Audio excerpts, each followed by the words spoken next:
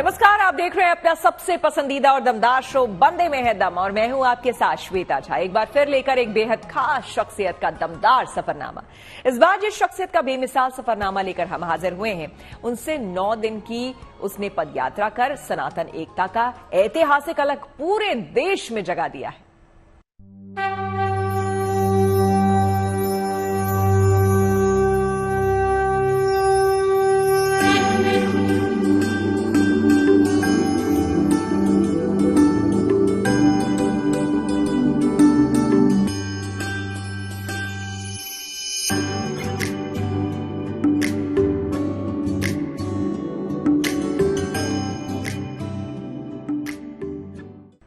वैसे आप समझ ही गए होंगे कि इस बार की दमदार शख्सियत कोई और नहीं बल्कि मध्य प्रदेश के छतरपुर स्थित बागेश्वर धाम पीठ के पीठाधीश्वर पंडित धीरेन्द्र कृष्ण शास्त्री हैं। जी हां, पंडित धीरेन्द्र कृष्ण शास्त्री शुरू से ही सनातन समाज में मौजूद जात पात और ऊंच नीच के भेद को मिटाने की मुहिम चला रहे हैं।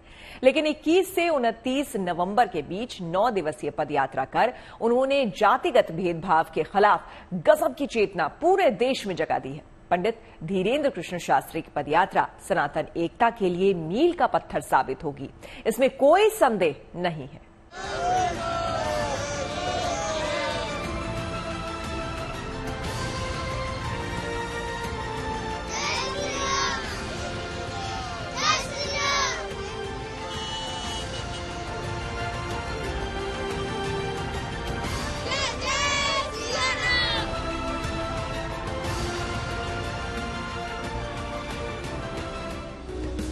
स्वामी श्रद्धानंद, पंडित लेखराम और महाशय राजपाल जैसे महामानवों के बलिदान के करीब 100 साल बाद पहली बार कोई साधक, कोई सन्यासी सनातन एकता की मशाल लेकर सड़कों पर उतरा।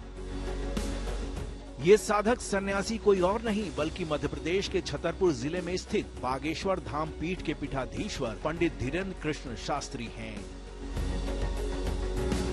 पंडित धीरेन्द्र कृष्ण शास्त्री ने स्वामी श्रद्धानंद, पंडित लेखराम और महाशय राजपाल के अधूरे सपने को पूरा करने का बीड़ा उठाया और इसके लिए मध्य प्रदेश के छतरपुर से राम राजा ओरछा तक 160 किलोमीटर की ऐतिहासिक हिंदू एकता पदयात्रा कर सनातन समाज में क्रांति का अभूतपूर्व अलख जगा दिया। इस दौरान ये पदयात्रा मध्य प्रदेश और उत्तर प्रदेश के 8 अहम पड़ावों से होकर गुजरी, जिसे समर्थन देने के लिए सनातनियों का हुजूम उमड़ पड़ा। बहुत दिनों के बाद एक ऐसा सन्यासी, एक ऐसा तपस्वी, एक ऐसा साधक, एक ऐसा योद्धा, एक ऐसा विरक्त भाव वाला वैरागी हम सबको मिला है। पहले स्वामी श्रद्धानंद ने किया तो इन लोगों ने, अब्दुल ने उनको गोली मार दी और इसी प्रकार के कार्य पंडित लेखराम ने किए, उनको गोली मार दी। महाशय राजपाल ने किए, उनके सीने में चाकू घोंप दिया। इसलिए हम सब एक हो जाएं, कोई हमारे आराध्य को बारे में कुछ ना कह पाए और पूज्य महाराज श्री का जो संकल्प है उसको हम चरितार्थ करने के लिए अपना योगदान दें। पंडित धीरेन्द्र कृष्ण शास्त्री की 9 दिवसीय पदयात्रा को लेकर जरूर कतिपय भ्रांतियां कुछ लोगों के मन में रहीं, लेकिन सच्चाई यही है कि इस यात्रा के दौरान उन्होंने सनातन समाज में डाले गए भेदभाव, छुआछूत, ऊंच नीच की खाई को खत्म करने का संदेश शास्त्रीय और वैदिक प्रमाणों के आधार पर दिया। अपनी यात्रा के दौरान पंडित धीरेन्द्र कृष्ण शास्त्री का संदेश साफ था, क्रांति तलवारों से नहीं विचारों से आनी चाहिए। ये सभी लोग सभ्य हैं, ये सब लोग तलवारों से क्रांति नहीं चाहते, ये सब लोग विचारों से क्रांति चाहते हैं। ये हिंदुत्व का उबाल है।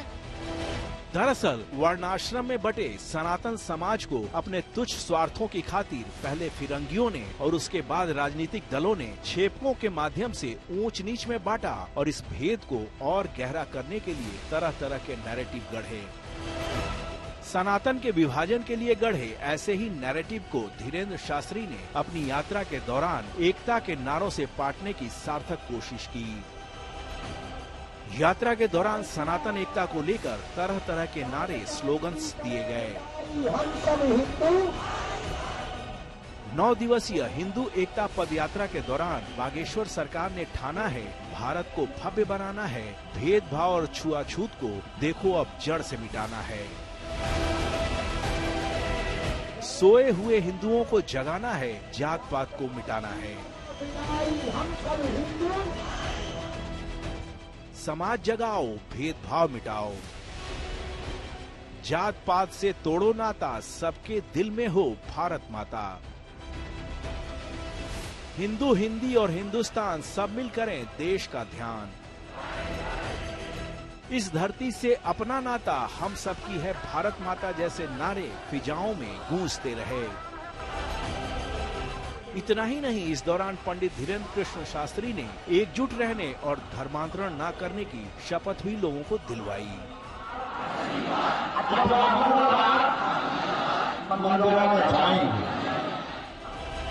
पंडित धीरेन्द्र शास्त्री की पदयात्रा भूभाग के नजरिए से बेशक मध्य प्रदेश और यूपी के कुछ जिलों तक सीमित रही, लेकिन इसे देश ही नहीं दुनिया भर से आए लोगों का समर्थन मिला। यहाँ तक कि पड़ोसी देश नेपाल से भी सनातनियों का एक जत्था पूरी श्रद्धा के साथ इसमें शामिल हुआ। कहाँ से आई? जनकपुर से नेपाल।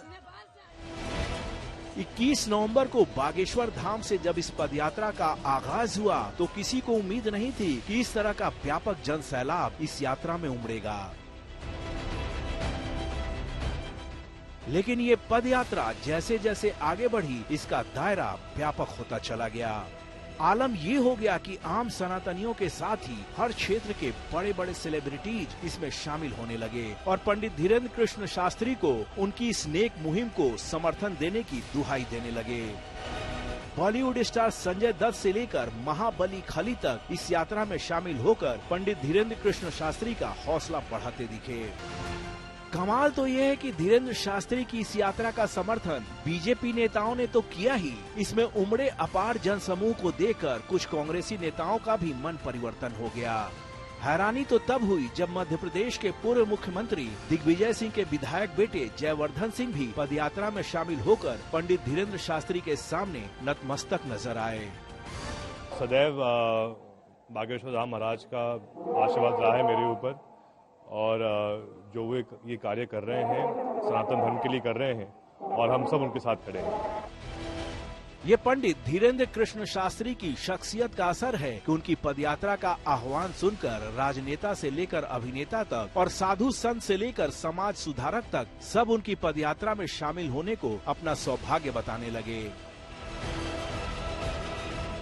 धीरेन्द्र शास्त्री के प्रति लोगों की बेपनाह श्रद्धा का आलम ये था कि ज्यादातर लोगों ने पैर में पड़ने वाले छालों की परवाह किए बगैर 160 किलोमीटर की पदयात्रा नंगे पांव संपन्न की।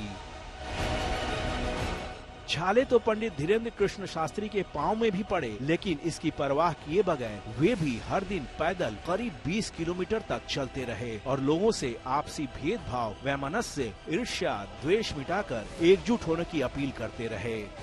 हालांकि इस दौरान कुछ लोगों ने अपने अपने राजनीतिक नजरिए के मुताबिक इस पदयात्रा पर रोक लगाने की मांग भी करते रहे, पर ऐसे लोगों को धीरेन्द्र शास्त्री ने दो टूक कह दिया कि ऐसी यात्राएं जितनी ज्यादा होंगी देश का उतना ही भला होगा।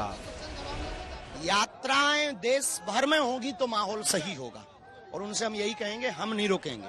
उनको उनमें दम हो तो वो रोक लें, हम जलसा पे ज्ञान नहीं देते हैं, हम कभी भी ताजिया पर ज्ञान नहीं देते हैं। जब वो तलवारें लेकर के निकलते हैं हम कभी ज्ञान नहीं देते, हम सिर्फ विचारों की यात्रा लेकर निकले हैं और वो हम पर ज्ञान दे रहे हैं। अगर वो ज्ञान देंगे तो अगर छेड़ेंगे तो फिर हम छोड़ेंगे। धीरेन्द्र शास्त्री की इस ऐतिहासिक पदयात्रा का निश्चित रूप से लोगों पर बहुत गहरा असर पड़ा है। सनातन समाज में जो लोग अपने आप को उपेक्षित और अपमानित महसूस करते रहे हैं, उनके मन में सम्मान और सद्भाव का अलख पंडित धीरेन्द्र कृष्ण ने निश्चित रूप से जगाया है। जात पात का भेदभाव मिटाने की बात बहुत सारे लोग यूं तो करते हैं। सवाल ये है कि सबकी बातों का असर इतना क्यों नहीं होता जितना धीरेन्द्र कृष्ण शास्त्री की बातों का असर समाज पर दिखा। दरअसल आपकी बातों का गहरा असर तभी होता है जब आपकी वाणी और आचरण में समानता हो, यानी कि जो बातें आप कह रहे हैं खुद भी उसका अनुपालन करें, तो आपकी बात का असर पूरे समाज पर पड़ेगा। पंडित धीरेन्द्र शास्त्री ने अपनी 9 दिवसीय यात्रा के दौरान कई बार ये साबित कर दिखाया कि उनकी वाणी और आचरण में कोई फर्क नहीं है।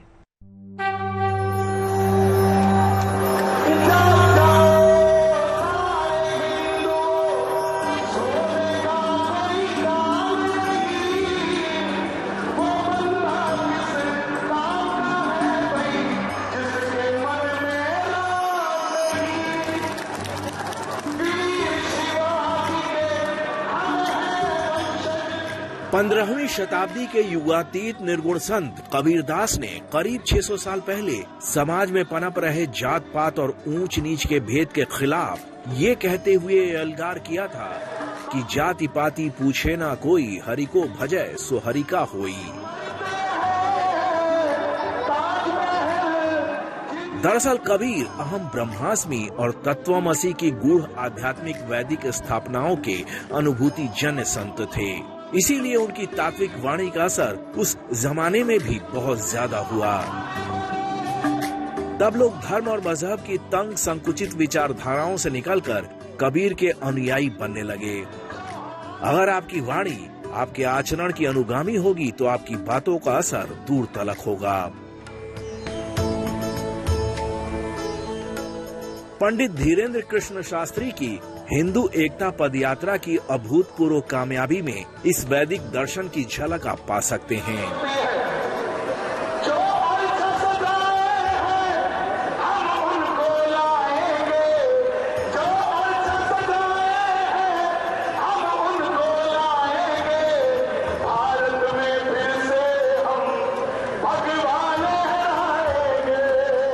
पंडित धीरेन्द्र कृष्ण शास्त्री निकले तो थे हिंदुओं को एकजुट करने के लिए, लेकिन आश्चर्य कि इस यात्रा में कुछ मुस्लिम भाई भी मजहबी टोपी पहनकर शामिल होते नजर आए। उसकी रक्षा करनी है तो एक ही प्रण लेना पड़ेगा, जात पात की करो विदाई, हम सब हिंदू भाई, हम सब हिंदू। ये धीरेन्द्र कृष्ण की शख्सियत का ही दम है कि वो हम सब हिंदू भाई भाई का नारा लगा रहे थे तो मुसलमान भाई ये कहते सुने जा रहे थे कि हम भी यही चाहते हैं।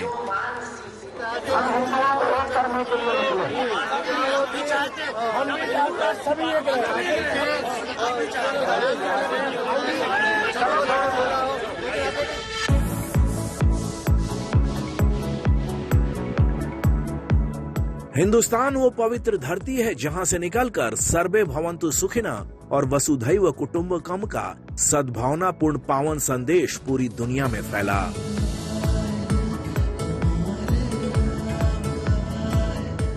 हिंदुस्तान की उसी धरती पर हिंदू एकता पदयात्रा के दौरान ये पाकीज़ा नजारा भी दिखा जब धीरेन्द्र शास्त्री हम सब हिंदू भाई भाई का नारा लगा रहे थे और उस नारे की हर गूंज पर मुसलमान भाई उनकी राहों में फूल बिछा रहे थे।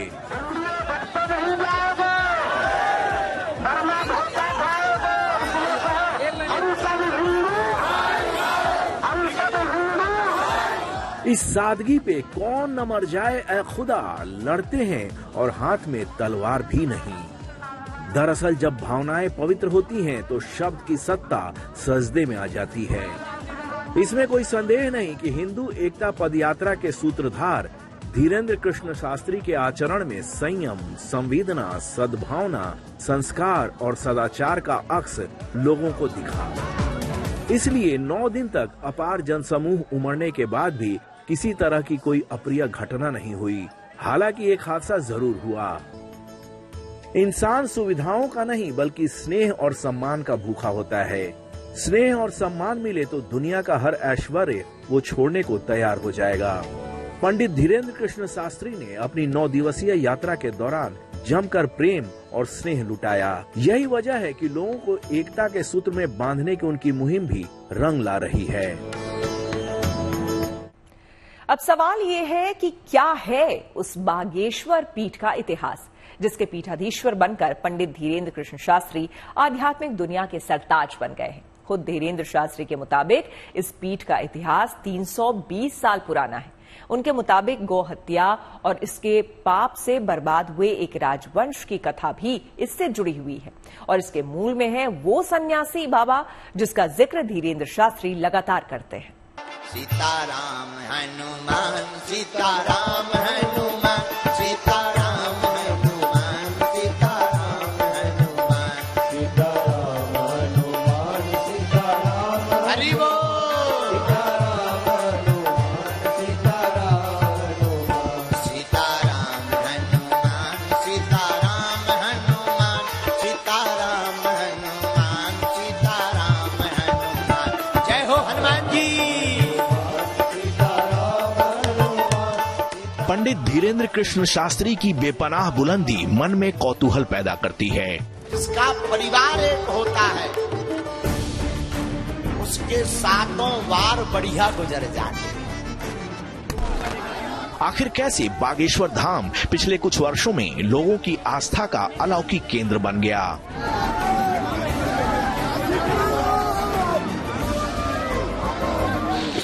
आखिर कैसे बागेश्वर धाम के पीठाधीश्वर अनजाने ही लोगों की पर्ची बनाते हैं और वो सच साबित हो जाती है। हमें नाम कैसे पता लग गया? आपको तो सब पता है गुरुजी। अरे सब हो तो काने का। ये बाबा का कोई ट्रिक है या वाकई उनके भीतर कोई ऐसी शक्ति है जो उन्हें आगंतुक के बारे में सारी सूचनाएं दे देती हैं? आपको अकाउंट इन तमाम सवालों का जवाब जानने के लिए हमें बागेश्वर पीठ की ऐतिहासिक और आध्यात्मिक पृष्ठभूमि को अच्छे से समझना होगा। इसको समझने के लिए हमें 320 साल पुराने इतिहास के पन्नों को पलटना होगा, जिसकी 4 प्रमुख कड़ियां हैं। इसकी पहली कड़ी है बागेश्वर धाम के परम आराध्य बालाजी यानी हनुमान जी। दूसरी कड़ी है 300 साल पहले इस पीठ में बालाजी को स्थापित करने वाले सन्यासी बाबा। तीसरी कड़ी है धीरेन्द्र शास्त्री के पितामह गुरु समान दादाजी भगवान दास गर्ग। और चौथी और मौजूदा कड़ी है स्वयं बागेश्वर पीठाधीश्वर पंडित धीरेन्द्र कृष्ण शास्त्री। सवाल ये है कि कौन है वो सन्यासी बाबा जो न सिर्फ बागेश्वर धाम के मंदिर में हनुमान जी के ठीक बगल में आसन पर विराजमान हैं, बल्कि धाम के परिसर में ही उनकी समाधि भी है, जहां जाकर पंडित धीरेन्द्र कृष्ण शास्त्री दंडवत प्रणाम करते हैं। खुद धीरेन्द्र शास्त्री बताते हैं कि सन्यासी बाबा चंदेल शासकों के कुल पुरोहित थे, लेकिन एक चंदेल राजा ने तलवार की धार देखने के लिए एक गाय की निर्मम हत्या कर दी। गोवध से नाराज होकर सन्यासी बाबा ने प्रण लिया कि जब तक चंदेल राजवंश का विनाश नहीं हो जाएगा वो अन्न जल ग्रहण नहीं करेंगे। इसके लिए सन्यासी बाबा ने 40 दिन तक अखंड साधना की। सन्यासी बाबा की साधना से खुश होकर वो गाय दिव्य रूप में सन्यासी बाबा के सपने में आई और न्याय दिलाने के लिए उन्हें धन्यवाद दिया। सन्यासी बाबा की इस तपस्या से हनुमान जी भी प्रकट हुए और हनुमान जी महाराज इनकी तपस्या से अनेक दिनों बाद प्रकट भये और 5 बार श्री बागेश्वर बालाजी के दर्शन सन्यासी बाबा को भये और उन्हें पर वरदान दिया कि अब आज के बाद इस स्थान पर कलयुग में ऐसी महिमा व्याप्त होगी कि यहाँ पर आने वाले लोग आपकी तपस्या के बल से अपने जीवन के समस्त कष्टों का निवारण पा पाएंगे। तो ये माना जाए कि बागेश्वर धाम में जो बालाजी विराजमान हैं, उनकी स्थापना करीब 320 साल पहले सन्यासी बाबा ने की थी। स्थानीय लोगों के मुताबिक धीरेन्द्र शास्त्री के दादाजी भगवान दास गर्ग निर्मोही अखाड़ा से सन्यास की दीक्षा लेने के बाद साल 1989 में यहाँ के पीठाधीश्वर बन गए और काशी जाकर शरीर त्याग करने से पहले पीठाधीश्वर बने रहे। भगवान दास गर्ग अपने पौत्र धीरेन्द्र शास्त्री से बहुत स्नेह करते थे और उन्हीं के आशीर्वाद से धीरेन्द्र शास्त्री 9 साल की छोटी उम्र में ही बागेश्वर धाम की सेवा में रम गए। खुद धीरेन्द्र शास्त्री बताते हैं कि उसी दौरान उन्होंने एक अलौकिक दिव्य स्वप्न देखा, जिसमें उन्हें पारलौकिक सत्ता से कुछ आदेश प्राप्त हुआ। जब मैं 9 वर्ष का था तब यहाँ हमारे बाबा जी रहा करते थे, वो पूजा किया करते थे। तब मैं अक्सर यहाँ आया करता था। तब मुझे कुछ अनुभूतियाँ होती थीं। तब मुझे ये नहीं था पता कि कोई शक्तियाँ हैं जो बात करती या कृपा करती। फिर उन्होंने एक बार मुझे स्वप्न में देख करके कुछ आदेश दिया।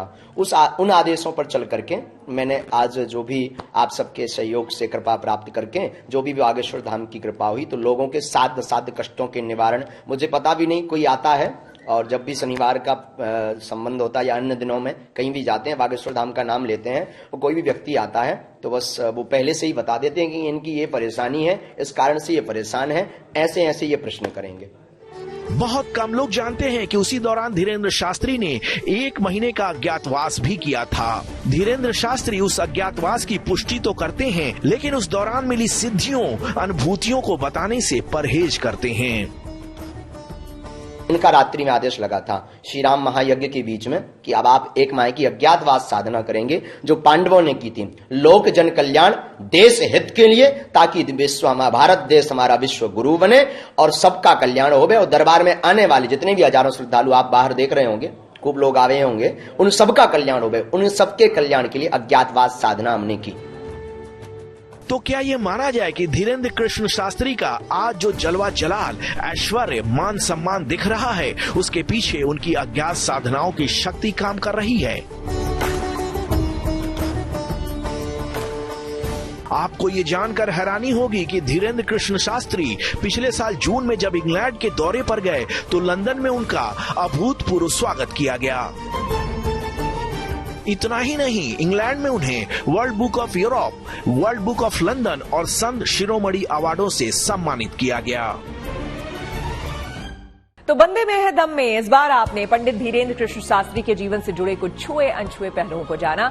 अगले हफ्ते मुलाकात होगी एक ऐसी और दमदार शख्सियत के सफरनामे के साथ। तब तक के लिए मुझे दीजिए इजाजत। देखते रहिए गुड न्यूज टुडे।